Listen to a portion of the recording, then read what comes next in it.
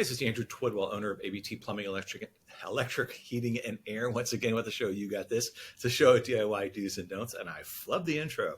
I'm Well, here you with you flubbed the company name because actually I it's flubbed ABT Plumbing, Electric, Electric Heat Heat and and Air. Air. Yeah, we just had this conversation with one of our marketing people. Like, it's heat and air, not HVAC. So yeah, we're trying to get this right. So my brain's a little wonky right now. But anyway, hi Rosalie. Hey, I heard you got some Hi. weather. We got some weather. Yeah, we're recording this on Wednesday, so everybody has been experiencing the lovely Tuesday that we all had up here, where the unexpected low snow occurred and everybody got stuck, and including quite a few of our technicians. It took them 2 or 3 hours to get down the hill, if they could get down the hill, and some of them just left their trucks, and we're dealing with those today. So, yeah, it's once again the joys of living in the Sierra foothills. It's kind of fun, kind of exciting, but at this point, I think we're all kind of done. So, I mean, it is what we're recording this on March 29th, and it was snowing on March 28th. So, we usually get a little snow, but wow, that was impressive yesterday. It was unexpected for sure. I mean, I saw the Yeah, videos and I was like, what? You know, and then of course we saw Dee Dee's video being stuck at McKnight. And so from my experience, when I lived in the snow country there, it was always a bad sign if you were driving up 49 towards Grass Valley and you had snow at McKnight, right. because that's just That's a lot. that's Yeah, a bad sign, because, you know, for me and like you too, I was on Banner. So yeah, if I had problems at McKnight, it was almost like, give it up. You're not going to get yeah, up. You're not going to get yeah. home. You're not going to get Even home. if it wasn't sticking, even if you're just getting the snow rain mix there, when you're living on Banner, you're like, oh no, it's going to be Yeah. bad. Never going to get It's home. going to be bad. Never going to get home. It's funny too, because I was talking to Dee Dee about, because, you know, me and her all lived up All up in there, that yeah, area. for And many, many, so, many, many years. Yeah, so I was telling her how the first year that I traded out my all-wheel drive for a four-door sedan. And I said, you have to get the right speed going yeah, up Old Tunnel Road. right. And I, more than once, like, I would be, you know, okay, it's free, it's clear. I got to haul butt right now and get up Yeah, and keep my momentum going. And more than once, I had to do a quick turnaround in the middle of the road and to prevent getting an accident, because people would start to go up. And then for some reason, as they're proceeding up a hill, they put on their brakes. And the right. second they would do that, I would be like, It's, okay, we're all going to lose no. control. Right. So more than once, I had to like flip around in the middle of by Old Tunnel and whatever that old lava banner cap. Yeah, More than once, I'd spin myself out and turn myself back down, go back around town and try it again. Because once you're moving uphill, don't put on your brakes. Keep yeah. going. Momentum's your friend to a certain degree. Oh, Yeah, God. yeah, You know, but the white knuckling, I mean, the white yeah, knuckling of that. And you know, even having a four-wheel drive isn't always the answer, because I've told this story a million times, but I had the little CRV, yeah, and I would just go, perfect vehicle for snow. And I would pass time and time again. There'd be Ford Explorers in ditches on yeah, Banner, because they thought their four-wheel drive could manage whatever. And there, my little four-cylinder all-wheel drive is like, boop, yeah. boop, boop, like no problem. It's all about the tires. We had a neighbor when we lived up on Banner Mountain Lookout that had a Toyota Prius, an old Toyota Prius that she put snow tires on every year, really good snow tires, and she did fine. And then, Really? meanwhile, jacked up big old 4x4s would come up with some semi-bald tires, and they're all going off the side of the road. The Completely. tires are key. They're more important than four-wheel drive. I learned that a Totally. long time ago. Yeah, Totally. yeah. Scary. It happened one time when we first started ABT, and we had a all-wheel drive minivan, which was amazing. The Toyota minivan was amazing, but the tires were starting to go on it, and we thought we could get another season, because it was the end of the season and we didn't expect any more snow. And I'm like, it'll be fine. And then of course Betty gets stuck with two little kids in the back, and yeah, it's all my fault. So yeah, and then some nice person drove them home, and I got chewed out. But yeah, yeah. Seems like Don't wait to change tires. Get Seems good tires when it's snow, and yeah, and then we may get some more snow. I mean, we're talking it's Thursday or it's Wednesday today, and there may be more snow today. So by the time by the time you hear this, we may have had another snowmageddon. I don't know. I It's just hope been not. crazy. I hope not. I mean, I can't complain too much. We just have rain, of course, where I'm at, and it's not like right now. There's actually a break, and I'm thinking to myself, "Oh, this would be a good time to take the dog out." But Right.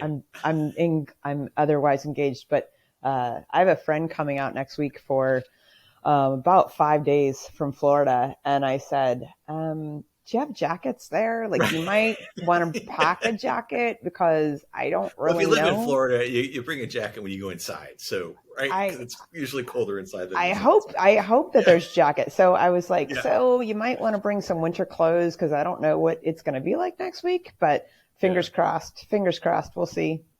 yeah. It's just crazy. So yeah, so this is not a segue into our show. We're not going to really talk about weather, about DIY do's and don'ts, other than Be careful. be careful. Don't de-winterize things just yet. Um, but we did have this list. I have this list of DIY do's and don'ts from a website, and it brought up some good stuff last week. And we didn't finish the list, so I carry on with that theme again because it is DIY do's and don'ts. So, and we had some good ones like don't wrench too hard on things. That was the one I think that stuck for me, and that was a little isolated clip I was able to kind of put out there on Yeah, social media because I was like, how many times have I'm not even that strong and I've done that. Like, oh, another couple cranks will do. And it's like, right, oh, or you could have just totally weakened the whole system. right. So, Know oops. what the seal is, and yeah, you don't necessarily have to do things as tight as you think you'd have to. So anyway, so we got some more stuff. So um, this is a good one. So I've seen people do this, and I have to admit I've done it myself. And that's not turning the water off when you're working on plumbing. It's kind Mm. of like not turning the power off when you're working on electricity. You can get a little. I don't want to say the word, but anyway, you can get a little like, I can do this, and really sure of yourself. And next thing like we've pointed out, if you've ever dropped a gallon of water or a gallon of milk on the floor, what a big puddle that makes. Imagine that happening 3 to 10 times every minute when that water line is open. So you can get 10 gallons per minute out of a half-inch line, 8 to 10 gallons a minute out of a half-inch line. Um, and I remember doing that. Oh God, I was probably like 22 when I was working on a commercial building, and I didn't want to turn the building down. I just had to replace a hose bib on the outside of the building, and then I'm like, I had done it with half-inch lines, and this was a 3/4. I'm like, it won't be that big of a difference. Oh my gosh. I took the biggest shower, and that thing it probably took me about a half an hour to put that valve back in, and I was drenched, and it was not a warm day. Fortunately, it was in San Francisco, so it was only like 50s. But yeah, I definitely learned my lesson on that one. So turn the water off if you're going to be working on plumbing. Turn the water off, and if you don't know where your water shutoff is, you should definitely do that now. If you're thinking about it and you're listening to this, go find out where your water shutoff is, and make sure that it actually works. One of the things that we find a lot of times is old gate valves, and that's the one where it has the round handle, and they're typically like a red and white handle. Those things, they'll last about 20 years. But more than likely, if you've got a gate valve, it's beyond 20 years because we pretty much stopped using them about 25, 30 years ago. So if you've got a gate valve, what happens in this gate valve is there's literally a gate that rises and lowers, kind of like a gate inside of a castle, if you will, or a roll-up garage. It pulls this gate up by the threads. As you twist, it literally pulls this gate up and then pushes the gate back down. Those threads will crack. And typically it happens on the off side, but you might want to exercise it and see if it actually works. Just so you know that it works, because you want to know if the thing works when an emergency arises. So know where your shutoff is and turn the water off if you're going to work on your plumbing. If you're working on a fixture, if you're working on, say, a faucet or your toilet, there's going to be a valve at the fixture itself. Turn that off. And that's another good thing, another good valve to exercise.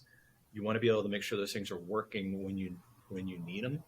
And if you've got a house that's 30, 40, 50 years old, that the plumbing was done, it's original, those valves could start to be problematic. Make sure they're functioning. Make sure you can actually turn it off without a wrench, that sort of thing. So you want to make sure you can actually turn the water off. And if you are working in it, turn the water off.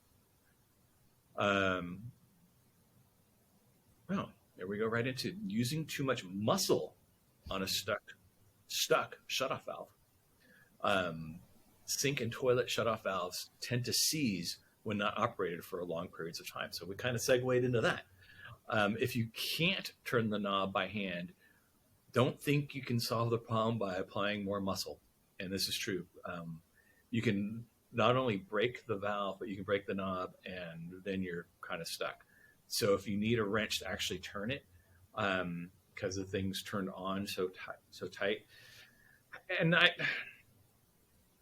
gonna give a little caveat to this one. If it's just that first little bit, you can take a wrench and just kind of crack it a little bit. You should be fine. If you've got to really wrench on it with a wrench, you need a new valve. It's time to replace it. But be careful with valves because they can be problematic. And just remember why they're there. They're there for emergencies. You want to be able to shut things off, right?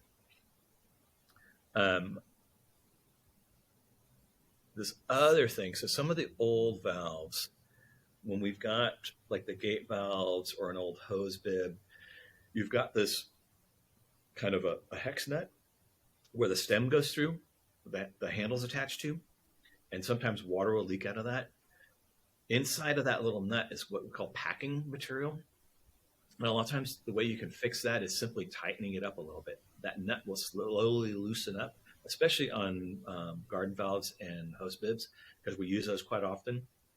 As you open the valve, that nut can loosen up a little bit, and as you tighten it down, it will just sit, and then you open it up again, and it'll loosen up a little bit more, and eventually you get water spraying out of it. If you simply take a crescent wrench, or not a pair, but a crescent wrench, and just give that a little tightening, it'll tighten the packing, and you won't have that leak. But again, you don't want to over tighten it, because I've seen people wrench really hard on those, and that nut can crack. So it's literally just like hand tight, maybe a quarter, half turn past hand tight. Make sense?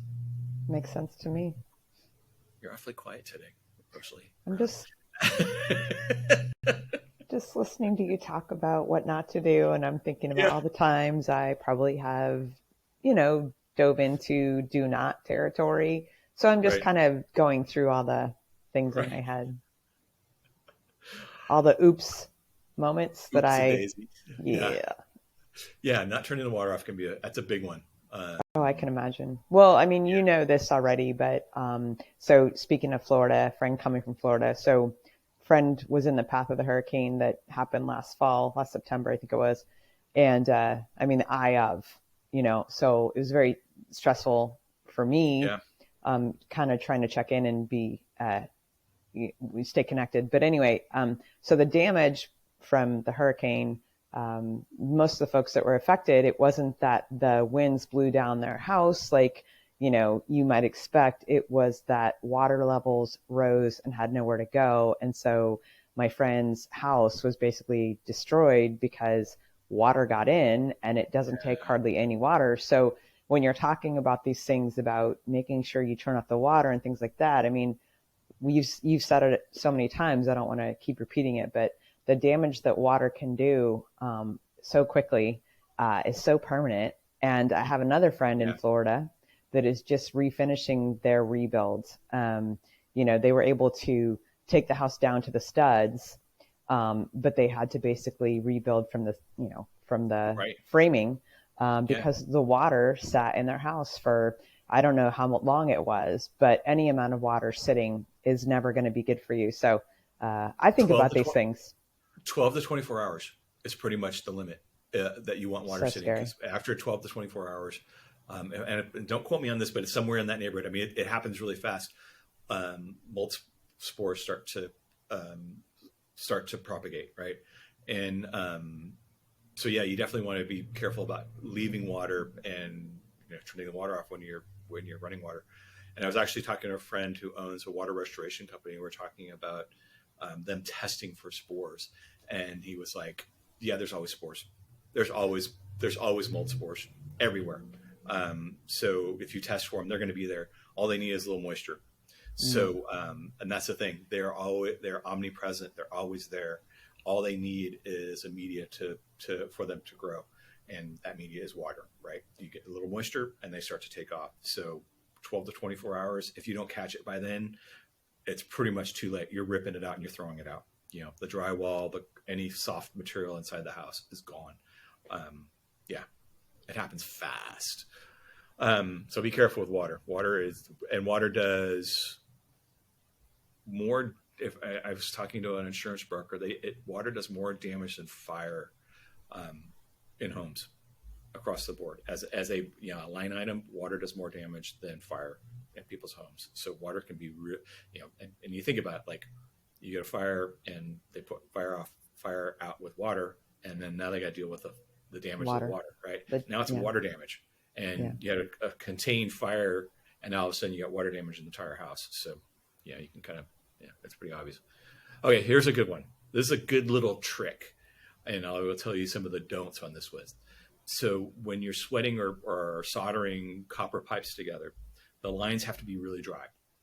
You can have a little bit of trace water in there, but what happens is when you start soldering, if it gets cool by water dripping back into that joint, it won't allow the solder to flux to the pipe, and it won't allow it to flow because it can't get hot enough.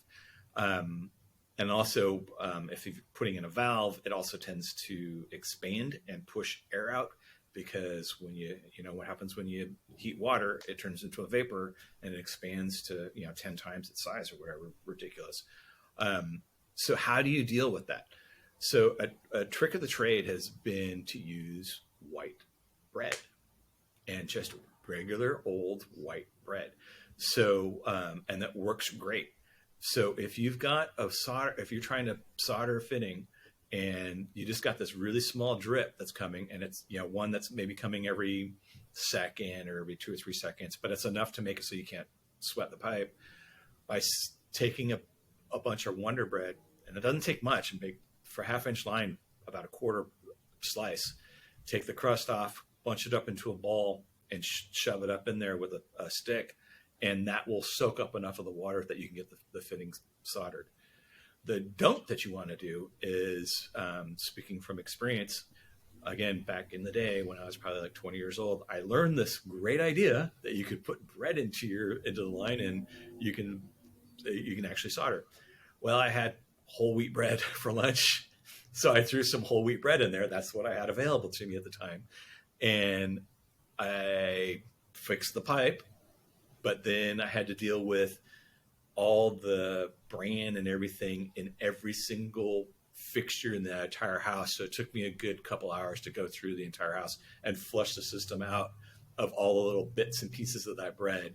So, and it got stuck in the shower head, it got stuck in the aerators, it got stuck in the toilet valve, the fill valve. I mean, it was everywhere, right? And I learned from that you got to make sure that you use white bread. Highly refined white flour works great.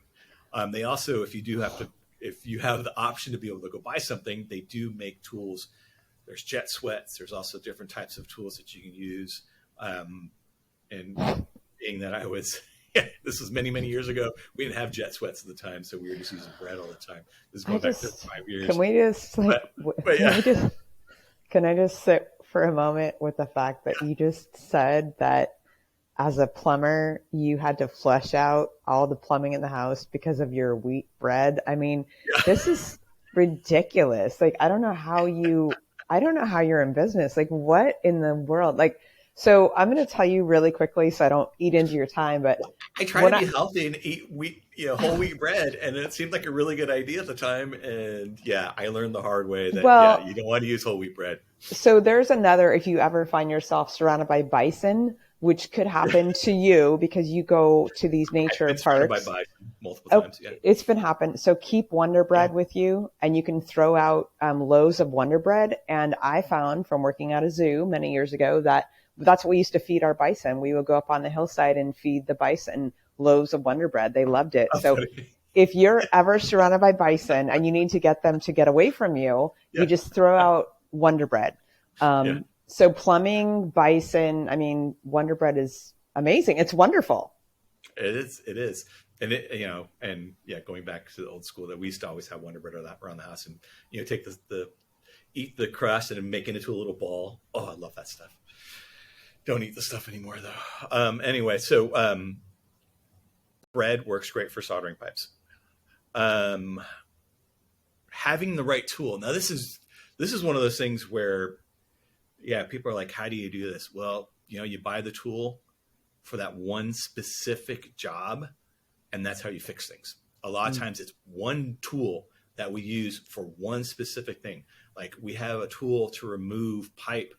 We call them nipple extractors for pipe nipples. When they're in the wall and you can't get a wrench on it, they literally make a tool that is literally for pulling out pipe. And you've got one for a 1/2 inch line, you got one for a 3/4 inch line, you got one for a 1 inch line, and so on and so on and so on. That 1/2 inch one gets used a lot, and they break. And it's literally, that's the only thing we carry this tool for, is pulling that one time. And you use it maybe, like I carry 2 of them with me because every once in a while one would break and I want to make sure I had a backup. And then maybe, when I was a service plumber in the field, I'd probably use it 2 or 3 times a year, but it was always there. I always had it. When a homeowner, you may use it one time in your life. So having the right tool is hard when you're a homeowner or DIY, because you need that one tool for that one specific job. So if you have a buddy or a friend that happens to really like tools, ask them or go in with somebody to buy that particular tool. Another one of the tools that we have is one for literally pulling off 1/2 inch compression nuts. And it's literally, that's all the tool does, is pull compression nuts off. And how often are you going to be doing that? That one time you got to remove that emergency shutoff valve, and you need that tool. You need that thing to pull it off. To pull it off. Sorry, I thought my screen went blank for a second there. And you need that tool just for that one particular job. So in any event, that was one. Another one is a basin wrench. Again, you're not going to need it very often, but man, if you don't have a basin wrench, trying to remove or install a faucet without a basin wrench, you've literally got about 3 or 4 inches between the wall and the sink to pull a 1/2 inch nut off of that bib. It's impossible with pair channel locks. You can't get a pair channel locks. You have to have a basin wrench. The other one, a couple other ones are nipple extractors, burnishing tools. For when you're soldering pipe, you need a deburring tool. I'm kind of spinning here. Yeah. So avoid damaging fittings. So you have to have a strap wrench. Anyway, there's all these little tools that you need. So there are tools that we use for specific items and specific jobs. In any event, that's all I got. So hopefully this has been helpful for you guys. Hopefully you can have the tools or borrow the tools and don't get any of these problems. And don't forget white bread. Don't use whole wheat bread. And if you need to reach somebody to come and help you fix these things, you can reach us at 530-230-9092, 530-230-9092 for any plumbing, electrical, heating, air needs. Or you can find us on the web at easyasabtplumbing.com or abtplumbing.com and find us on Facebook. And with that, we'll catch you guys next week. Thanks for listening and talk to you later. Bye.